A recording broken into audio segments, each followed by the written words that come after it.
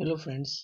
ISM Rajiv के इस weekly analysis में आज हम सबसे पहले बात करेंगे निफ्टी की, बैंक निफ्टी, और फिर कुछ स्टॉक्स की हम बात करेंगे। इसमें सबसे पहले शुरू करने से पहले हम एफआईडीआई की डाटा की बात करते हैं जो फ्राइडे को बना है। तो आप यहाँ पे देख रहे हो कि एफआई ने फ्राइडे को आपका जो इंडेक्स है इसमें इसने लॉन्ग किए हैं, और आपका ये पोजीशन जो पिछले थर्सडे और वेडनेसडे को जो ये पोजीशन लगभग 2,20,000 कॉन्ट्रैक्ट के राउंड में था, वो घट के 1,80,000 कॉन्ट्रैक्ट में आ गए। और यहाँ पे 67,000 कॉन्ट्रैक्ट पुट में लॉन्ग है। तो मतलब ये है कि एफआई अभी मार्केट को बहुत ज्यादा बियरिश भी नहीं देख रहा है और मार्केट को बहुत ज्यादा वो बुलिश भी नहीं देख रहा है। एक करेक्शन आने की उम्मीद है। ये करेक्शन की वो बता रहा है कि एक छोटा सा करेक्शन जरूर आएगा, और इस करेक्शन को वो काउंटर करने के लिए यहाँ पे उन्होंने अपना इंडेक्स में लॉन्ग किया हुआ है। तो इसको हम ऐसे समझ सकते हैं कि अगर मान के चलिए कि हमें कुछ स्टॉक्स ऐसे बाई करने हैं जो तेजी का है, और कुछ स्टॉक्स ऐसे हैं जिन्हें सेलिंग में हमें करना है। और इंडेक्स में मुझे ऐसा लगता है कि मार्केट एक बार जो ये 12,751 से जो घूम के आया है, अब जो मार्केट आएगा तो ये 12,751 को होल्ड नहीं करेगा। और 2 तारीख को आपकी मॉनेटरी पॉलिसी है, तो उस मॉनेटरी पॉलिसी में मुझे लगता नहीं है कि रेट कट होगा, और काफी कुछ आरबीआई के स्टेटमेंट पे भी डिपेंड करेगा। तो कुछ स्टॉक्स ऐसे हैं जिनके बारे में हम चर्चा कर सकते हैं, जिससे आपको ये चीज समझ में आ जाए कि अभी हमें अगले सप्ताह जो काम करना है वो पर्टिकुलर स्टॉक बेस्ड काम करना है। हमें निफ्टी और बैंक निफ्टी में अभी हाथ नहीं डालना है जब तक कि हमें कुछ कंफर्मेशन नहीं मिल जाए। जैसे कि अगर निफ्टी जो है सो अपना प्रीवियस लो जो है 12,911 को अगर ब्रेक कर रहा है तो फिर हम शॉर्ट करेंगे। उसी ढंग से अगर ये बैंक निफ्टी जो है अपना जो ये प्रीवियस लो है इसका 29,300 का, अगर ये उस लेवल को अगर ब्रेक करता है तो हम शॉर्ट करेंगे, क्योंकि यहाँ पे भी एक गैप बचा हुआ है जो इस गैप को फिल करने की, और उसके बाद तो फिर नीचे में ढेर सारे गैप है। उसी ढंग से यहाँ पे जो है सो आपको एक गैप है जो इस गैप को फिल करेगा 12,735, और फिर उसके बाद में नीचे की। अब जो हम बात करते हैं पर्टिकुलर स्टॉक्स की बात करते हैं, और उस पर्टिकुलर स्टॉक्स में आपको मुझे एक्सिस बैंक पे मुझे मंदी दिख रही है, और आईसीआईसी बैंक पे मुझे डेफिनेटली मंदी दिख रही है। कोटक बैंक जो है सो अभी डाटा के हिसाब से वो हल्का हल्का मंदी शो कर रहा है, और एचडीएफसी बैंक हल्का हल्का मंदी शो कर रहा है।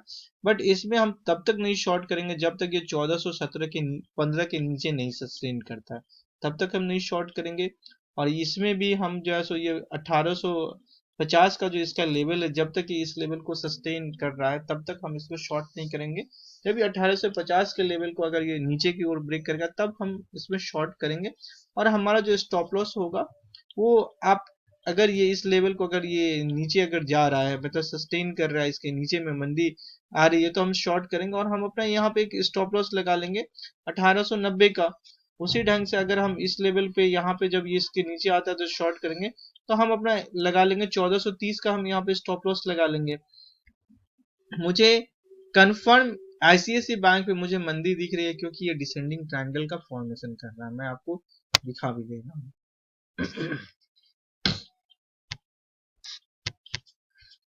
और ये यहाँ पे गैप है, ये गैप को भी फिल करेगा। तो इसलिए इसमें आप मंदी करना चाहो तो आप आईसीआईसी बैंक में डेफिनेटली आप मंदी कर सकते हो, क्योंकि इसके टेक्निकल और जो इसके डाटा है वो दोनों जो है इसके मंदी की ओर इशारा कर रहे हैं। और ये आपका डिसेंडिंग ट्रायंगल का फॉर्मेशन भी बता रहा है। तो डिसेंडिंग ट्रायंगल का जब भी फॉर्मेशन होता है तो इसकी जो हाइट होती है, ये हाइट का लगभग अपना ये मार्केट में नीचे की ओर जाएगा। तो लगभग आप 500, और ये है आपका 466, तो मतलब 30 से 40 पॉइंट का गिरावट मतलब इसमें आईसीआईसी बैंक में मुझे दिख रहा है। और सेम चीज अगर आप देखोगे तो यही चीज मुझे एक्सिस में भी दिख रहा है। ये दोनों मुझे गिरावट के लग रहे हैं, तो आप इसमें ये चीज कर सकते हैं।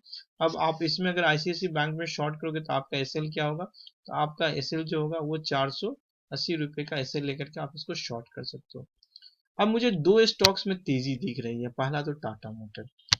टाटा मोटर ने ये पिछला जो है सो आपका जो एक सप्ताह का जो रेंज था, इसने इस रेंज को ब्रेक किया है, और इस रेंज को ब्रेक करके ये सस्टेन कर रहा है।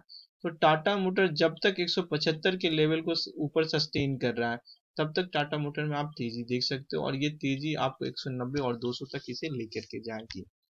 दूसरा एक स्टॉक्स जो है वो है एशियन पेंट्स। अगर आप एशियन पेंट्स की बात करोगे तो पिछले एक महीने से एशियन पेंट्स का एक रेंज था, और मुझे लगता है अब ये उस रेंज को ब्रेक करने के लिए तैयार है। ये ऊपर का जो इसका रेंज था ये 2250 का रेंज है, और नीचे में जो इसका रेंज था वो आपका 2150 का रेंज है। मतलब ये 100 पॉइंट के रेंज में ये घूम रहा था, और ये यहाँ पे मॉर्निंग स्टार भी बनाया। तो मुझे ऐसा लगता है कि अब ये 2250 के ऊपर सस्टेन करेगा, और अगर ये 2250 के ऊपर सस्टेन करेगा तो फिर मुझे इसमें जो है सो मतलब 2300 और 2400 के टारगेट मुझे नजर आते हैं। तो ये एक छोटा सा मेरा व्यू था कि मार्केट में अगले अब कल, चूंकि आज जो है सो गुरु नानक जयंती के कारण से मार्केट बंद था, तो कल मार्केट में आप इन पे नजर रख सकते हो। तो टाटा मोटर और एशियन पेंट्स में आप तेजी का रख सकते हो, और एशियन पेंट्स में अगर आप तेजी रखोगे तो आपका स्टॉप लॉस क्या होगा, अगर आप यहाँ पे इसको लॉन्ग कर रहे हो तो आपका स्टॉप लॉस जो होगा वो आपका होगा छोटा सा स्टॉप लॉस, आप 2200 का स्टॉप लॉस लगा सकते हो। 2200 के स्टॉप लॉस के साथ में आप इसको तेजी कर सकते हो। और टाटा मोटर का मैंने 175 को बता दिया। एचडीएफसी बैंक और कोटक बैंक में अभी हम थोड़ा वेट करेंगे, बट डेफिनेटली अब इसके भी डाटा जो बता रहे हैं वो मंदी के बता रहे हैं। तो मुझे ऐसा लगता है कि निफ्टी धीरे धीरे अब करेक्शन के मोड में जा रहा है, बट जब तक निफ्टी जो है सो आपका ये कैंडल का जो मिडिल लेवल है निफ्टी का, जब तक ये इस लेवल के नीचे अगर नहीं आ रहा, मतलब मेरे कहने का मतलब ये है कि निफ्टी अगर 12,900 के 80 के नीचे है तब तक ये मंदी में है, और अगर ये 12,900 के 80 ऊपर में आ रहा है तो अभी कुछ टाइम के लिए हम शॉर्ट नहीं करेंगे, हम वेट करेंगे। That's all, thank you.